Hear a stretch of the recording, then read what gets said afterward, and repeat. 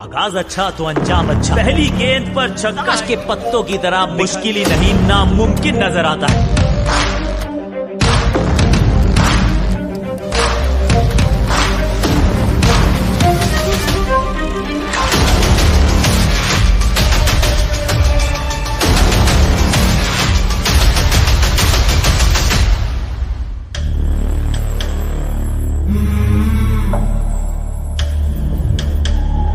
Assalamu alaikum to all of you. This is me, your presenter, your host Beena Khan, and you are watching 99 News Channel. 99 News Channel में एक बार फिर हम लेकर आए हैं आप लोगों का पसंदीदा प्रोग्राम जिसका नाम है स्पोर्ट्स विद 99। और जनाब इस प्रोग्राम में तबसरे भी होते हैं, तज्ज़िये भी होते हैं और डिफरेंट स्पोर्ट्स के बारे में हम आपको अपडेट्स भी देते हैं। और जनाब आपके फेवरेट गेस्ट भी प्रोग्राम में मौजूद होते हैं और ऐसे ही एक मेहमान जिन्होंने अपनी ज़िंदगी के 30 कीमती साल स्पोर्ट्स को दिए, स्पोर्ट्स जर्नलिस्ट के तौर पे अपनी खिदमत अंजाम दे रहे हैं। जी हाँ, मैं बात कर रही हूँ मकसूद अहमद ख़ान की। आइए उनको स्टूडियो में वेलकम करते हैं। अस्सलाम वालेकुम मकसूद साहब। वालेकुम। कैसे हैं? ठीक ठाक हैं? अल्लाह का शुक्र है, आप आइए। अल्हम्दुलिल्लाह ठीक ठाक ही है, लेकिन जो अभी लास्ट मैच हमने देखा है पाकिस्तान वर्सेस आयरलैंड, उसके बाद ये कहना कि बिल्कुल ठीक ठाक हैं, ये थोड़ा सा मेरे ख्याल से अच्छा नहीं लग रहा कहना। आप ठीक ठाक हैं वैसे उस मैच को देखने के बाद? देखिए बात ये आती है कि सोच को मजबूत रखें। टीम के खिलाड़ियों के पास कुछ है नहीं और सबके सब सिर्फ और सिर्फ टीम को ये कह रहे हैं कि बस टीम जीत के आ जाए, हम ये कर देंगे वो कर देंगे। कोई फाइनली ऐलान नहीं कर रहा, जैसे कि क्रिकेट बोर्ड ने किया। देखे ना, मिसाल देता हूँ मैं आपको कि फी खिलाड़ी $1,00,000 एग्जैक्टली आप वर्ल्ड कप जीत के आए हैं तो आपको मिलेगा। कल मैं प्रेस कॉन्फ्रेंस देख रहा था मिनिस्टर IPS मशहूद साहब की, राना मशहूद साहब, और इंफॉर्मेशन मिनिस्टर आता तारड़ साहब भी बैठे हुए थे, जिसमें ओलंपियन ख्वाजा जुनैद भी बैठे हुए थे। तो वो सिर्फ टीम को सामने बिठा के उनसे ऑन कैमरा खिताब कर रहे थे और कि बस आप लोग जीत कर आएँ, आपका शानदार इस्तकबाल होगा, आपको एयरपोर्ट पे हम रिसीव करने आएंगे। और CM साहब ने कहा है, PM साहब ने कहा है। भाई आप भी तो वहाँ तो अभी तो वर्ल्ड कप खेले नहीं गई क्रिकेट, मगर $1,00,000 का ऐलान कर दिया गया। तो टीम जब फाइनल में पहुँच गई है तो उनके लिए कोई इंसेंटिव, कोई ऐलान तो करें।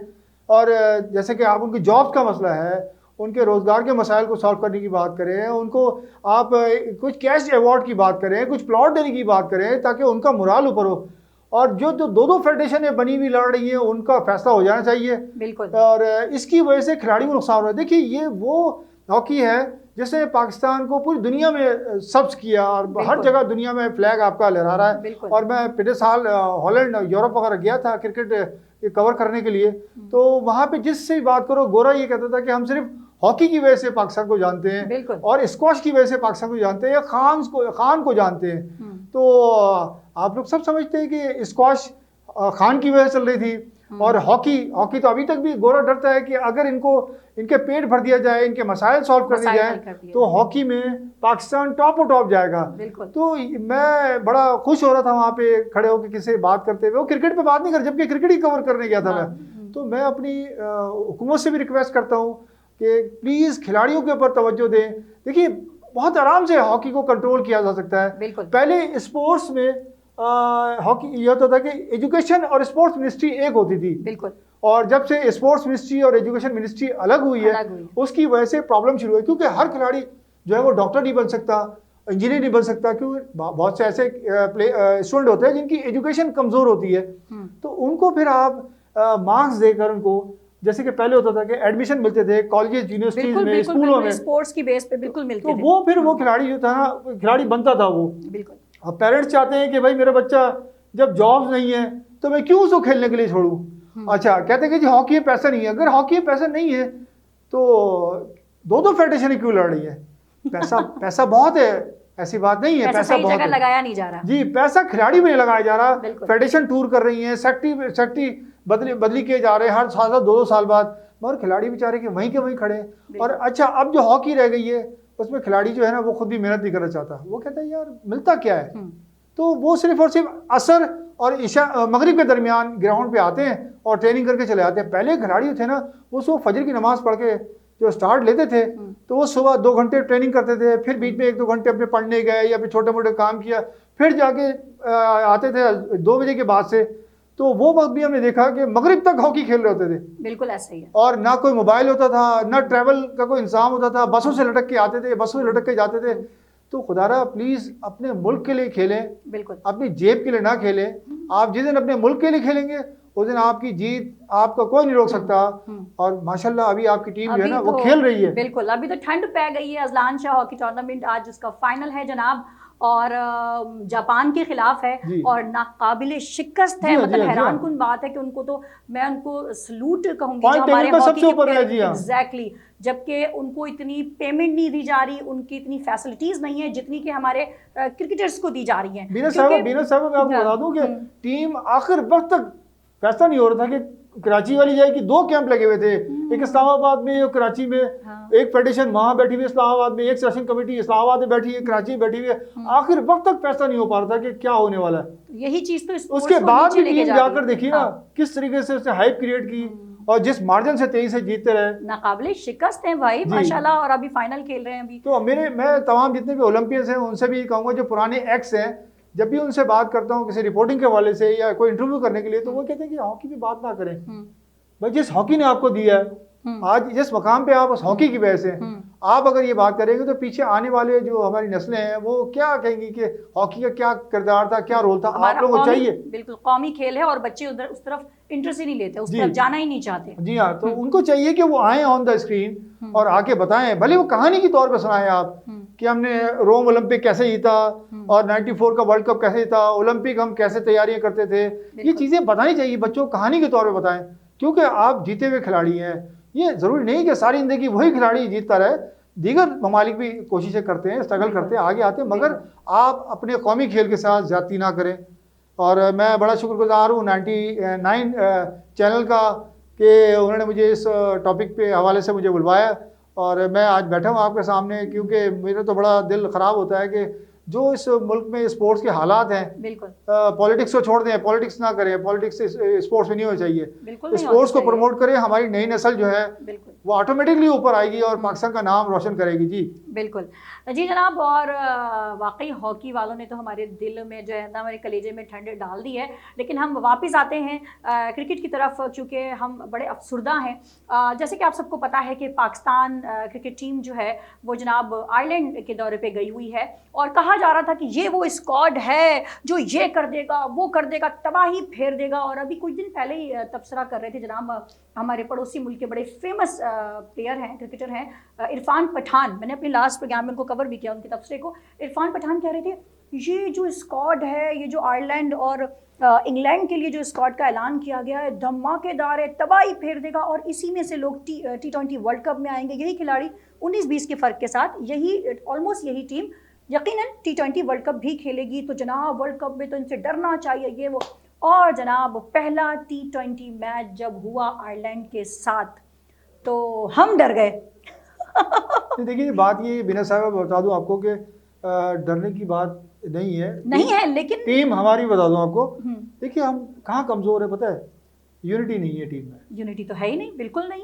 2 सूबों की टीमें खेल रही, 2 सूबों के खिलाड़ी खेल रहे हैं, समझे ना, और बाकी जो है सब वो बैठे हुए लीडू खेलने के लिए। तो मैं समझता हूँ कि ये नहीं होना चाहिए। लेकिन सूरत हाल ये हो कि सबके साथ इंसाफ किया जाए, टैलेंट हर जगह मौजूद है। और सिर्फ और सिर्फ आप ये कह देना कि अच्छा, जब भी चेयरमैन मोहसिन नकवी साहब से मेरी पर्सनल जब ये आए थे, वेस्ट इंडीज़ का आखिरी मैच था विमेंस सीरीज़ का, तो मैं मौजूद था वहाँ पे, मीडिया बॉक्स में आए। मोहसिन नकवी तो खैर कोशिश कर रहे हैं, उन्होंने आज तक के लालच तक दे दिए, समझे। मैं समझता हूँ लालच चाहिए कि खिलाड़ियों को यूनाइट रखने के लिए उन्होंने ये तक कहा कि खजाने का मुंह खोल दूंगा। उन्होंने कहा $1 लाख फी खिलाड़ी में देने के लिए तैयार हूँ, आप वर्ल्ड कप जीत कर आए। अच्छा मकसूद साहब, यहाँ पे मैं आपको थोड़ा सा कट करूंगी माजरत के साथ। मेरे ख्याल से मोहसिन नकवी को ये नहीं ऐलान करना चाहिए था। आई थिंक सो, मेरे ख्याल से मोहसिन नकवी साहब को ऐलान ये करना चाहिए था, अगर परफॉर्म करके नहीं आए तो आके तुम्हें $1 लाख यहाँ जमा करवाना होगा, इनको फाइन करके भेजना। देखिए बात आपकी सही है बीना साहब, मैं बहुत सारे प्रोग्राम में कह चुका हूँ कि मैच फीस मिलती है आपको TADA जो मिलता है, टूर का TADA मिलता है, और वो इतना ह्यूज अमाउंट होता है कि शायद पाकिस्तान के जितने भी स्पोर्ट्समैन खेलते हैं उनके नसीब में भी नहीं है। क्रिकेट का तो बड़ा जो क्रिकेटर्स आते हैं, मैं खुद कवर करता रहा हूँ, काफी लॉन्ग टाइम हो गया, चप्पल पहन के आते थे, एक फटा फटा पजामा पहने होते थे, ट्राउजर जिसे कहते हैं आप लोग, वो पहने हुए आते थे। और जब एक आध 2 सीज़न खेल लेते हैं वो, उसके बाद उनका स्टाइल ये होता है कि जैसे किसी मुल्क के शहजादे की यानी कि बादशाह घर पैदा हुए हो, और जो उनका स्टाइल होता है। बात ये आती है कि पाकिस्तान क्रिकेट बोर्ड को एक्शन लेना पड़ेगा, इश्तिहार बंद करने पड़ेंगे, और जब भी प्लेयर टूर पे जाए तो उनकी फैमिली हनीमून टूर पे ना जाए, और फेडरेशन के ओहदेदार नहीं जाएंगे। अभी भी देखिए डबलिन जब गई है टीम खेलने के लिए यहाँ से, और उसके बाद इंग्लैंड जाएगी, 4 मैच वहाँ खेलेगी, 3 मैच आयरलैंड में, तो पूरी सिलेक्शन कमेटी गई है। और सिलेक्शन कमेटी क्या यहाँ से बैठ के ऑपरेट नहीं कर सकती, यहाँ से बैठ के क्या वो साइड के बेडरूम में क्या कर रहा है, और वो जो शॉपिंग सेंटर घूम रहा है वो वहाँ पे वो सिलेक्शन करेंगे देख के, उनको मैच में देख के सिलेक्शन करना है ना कि उसकी क्या परफॉर्मेंस है। एग्जैक्टली। और वहाँ जाके कर भी क्या लिया, कर क्या है, देखिए इतना खर्चा कर रहे हैं, मगर हासिल जरूर क्या है। आप पहले मैच में जो आपको मार पड़ गई है, जब फास्ट पिच पर गए हैं आप, तो आपके अभी खलाई खुल गई है, और मजीद अभी आपको पता लगेगा। उसके बाद इंग्लैंड जाएंगे तो पता लगेगा। मजीद बीना साहब बताएंगे। जी बीना साहब, मैं तो ये सोच रही हूँ मकसूद साहब कि कभी जिम्बाब्वे के खिलाफ शिकस्त का सामना, फिर वर्ल्ड कप में आ जाए तो अफगानिस्तान के हाथों शर्मिंदगी उठाई, फिर न्यूजीलैंड की डी टीम आई हमने सुना, और क्या हम शर्मसार हुए। दुनिया नीचे कर दी, बी टीम, मतलब डी बी सी, कोई बी कह रहा है, कोई सी कह रहा है, कोई डी कह रहा है, व्हाटएवर, हमारी टीम के आगे तो देखिए उसके उस मतलब as compare to our team वो हमारे स्टैंडर्ड की तो नहीं थी ना। तो ये हार का सिलसिला कब रुकेगा? देखिए बात सुने, मैं एक बात दूं, चलो कोई बात नहीं, उनकी बी टीम आई, सी टीम आई, जेड टीम आई, कोई बात नहीं, ठीक है। आपको चाहिए था कि आप अपने खिलाड़ियों को प्रैक्टिस कराते हो। यही तो कह रही हूँ मैं। सुनिए प्रैक्टिस के अलावा देखिए आईसीसी की एक रैंकिंग होती है, उसमें आप अपनी रैंकिंग बहुत अच्छी करते, सही, आप रिकॉर्ड्स बनाते, तभी ना आपको मौके मिले थे रिकॉर्ड्स बनाने के, आपने रिकॉर्ड्स भी नहीं बनाए, बिल्कुल, और आप बराबरी की सतह पे मैच खत्म कर दिया। और पिच बनाते हैं, थकी पिच बनाते हैं आप।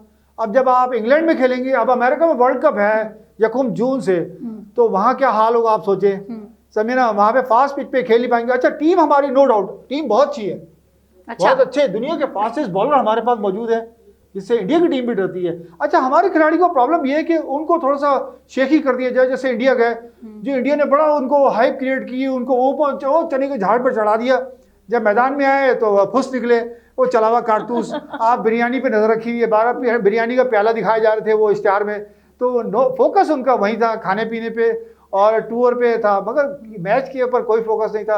और सबसे बड़ी बात पता है कि अब देखिए बाबर आजम फेलियर कप्तान है, आप बाबर आजम पे क्यों फोकस करके बैठे हुए? अच्छा मकसूद साहब यहीं पे रुकिए, क्योंकि एक सवाल मेरे माइंड में था कि जब मकसूद साहब आएंगे तो मैं उनसे पूछूंगी, आपने खुद ही बाबर आजम की बात छेड़ दी है, क्या कप्तान तब्दील करके पीसीबी की मैनेजमेंट ने गलती की है? क्या आपको क्या लगता है गलती है ये? तब्दीली क्या की है? बाबर आजम वापस घूम गया, मतलब मैं बात कर रही हूँ शाहीन शाह अफरीदी से लेकर जब बाबर आजम को दी, तो मैं इस तब्दीली की बात कर रही हूँ। क्या ये गलती थी? ये गलती है, देखिए बहुत बड़ी गलती थी। हाँ, क्या दीगर ममालिक जो है वो साल 2 साल पहले इवेंट से पहले अपनी प्रिपरेशन कर लेते हैं कि भाई ये 18-20 खिलाड़ी होंगे, इसमें से शफलिंग करेंगे हम, सही कि 16-15 जो है ना वो आ जाएंगे, बाकी जो बेंच पे बिठाएंगे प्लेइंग 11 हम एंड आखिरी दिन ऐलान करते हैं। अब यहाँ पे सिलेक्शन कमेटी को, जबकि सिलेक्शन कमेटी इतनी बड़ी 7-8 लोगों में मुश्तमिल है, बिल्कुल, और चेयरमैन साहब मोहसिन नकवी साहब मोहतरम, आप माशाल्लाह 3-4 पोर्टफोलियो आपके पास, आपकी मसरूफियत बहुत ज़्यादा है।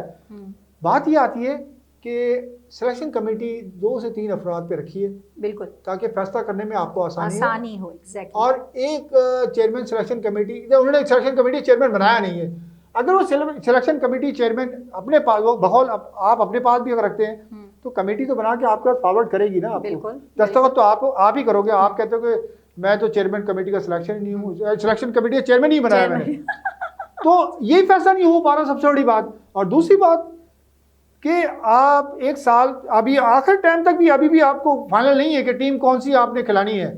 ये सबसे बड़ा प्रॉब्लम आ रही है कि हमारी सिलेक्शन कमेटी क्या कर रही है कि किन खिलाड़ी को खिलाना है, और फसाद खड़ा हुआ है इस वक्त टीम में। आपने अपने तौर पे एक तुर भी फेंक दिया कि $1 लाख, तो आप देखते हैं क्या होगा।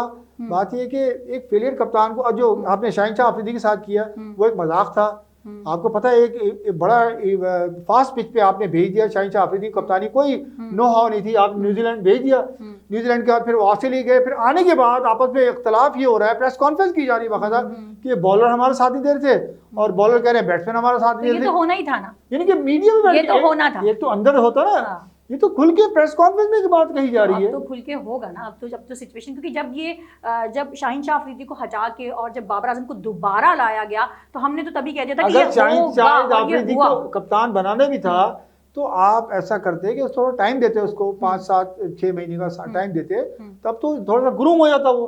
अब आपने आते ही इंटरनेशनल टूर, बाहर जाने के लिए टूर दे दिया।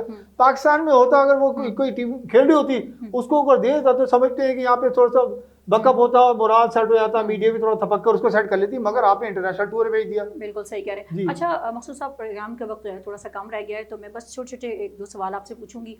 आजम खान बहुत दफ़ा मौका दिया गया, ठीक है, अभी तक माशाल्लाह बड़े लकी हैं, मौके पे मौके कुछ करके नहीं दे रहे। देखिए वालिद साहब का भी तो हाथ है, तो यही सबसे बड़ी बात। उस्मान खान, मतलब आपकी बात आप मोइन खान के बेटे, नहीं वो तो मैं समझ गई हूँ, मैं कुछ और कह रही थी। मेरा सवाल ये था, दोबारा से मैं अपना सवाल रिपीट कर रही हूँ।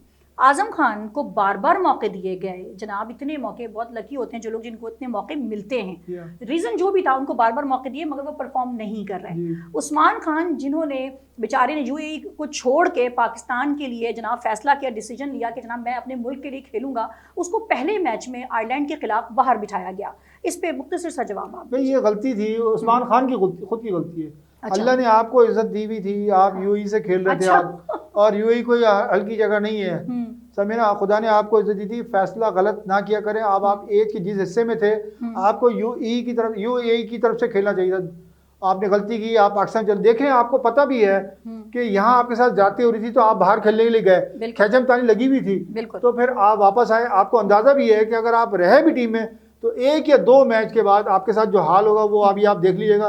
अगर आपने टूर्नामेंट में या साइड के मैचेस में परफॉर्मेंस नहीं दी तो शायद वर्ल्ड कप में भी आपको, अल्लाह ना करे, आपको बाहर बिठा दिया। बिल्कुल सही कह रहे हैं, बिल्कुल सही कह रहे हैं। शादाब खान पे थोड़ी सी बात करेंगे जनाब, हमारे प्यारे शादाब खान। मसला क्या है, इंटरनेशनल लेवल पे जब कारकर्दगी ये दिखा ही नहीं पाते तो ये किस चीज़ की, मतलब पूरी दुनिया कहती है बेस्ट स्क्वाड है, बेस्ट। जब ये प्लेयर इंटरनेशनल लेवल पे जाके ठुस हो जाते हैं तो मैं नहीं मानती ये क्या काबिलियत है। देखिए मैं एक बात बता दूं बीना साहिबा के, जब तक रिश्तेदारियाँ, दामादगिरी और दोस्तियाँ ये खत्म नहीं होंगी ना टीम में, मेरिट का गला घोटेंगे तो ये हाल होता रहेगा।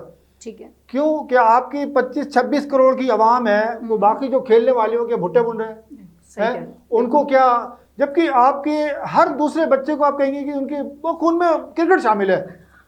यार वो कैसा खून है, तो वो यही है ये ना, सारा गंदा खून निकाल के इधर कर देते हैं, बाकी जो अच्छा खून है वो आपने बिठा कर रखा हो बाहर। सही कह रहे हैं। तो ये जाती है, मेंटल गलत मत घोटे।